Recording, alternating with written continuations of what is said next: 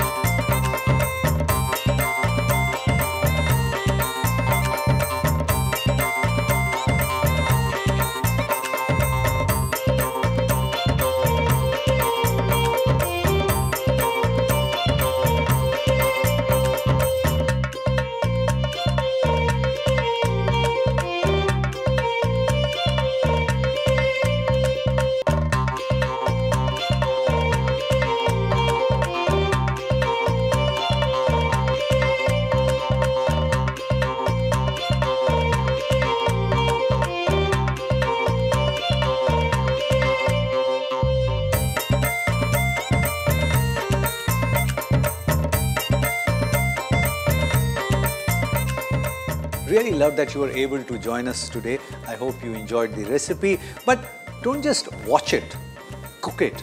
And if it works for you, share the recipe with many other people, because knowledge has to be shared. Pass it on.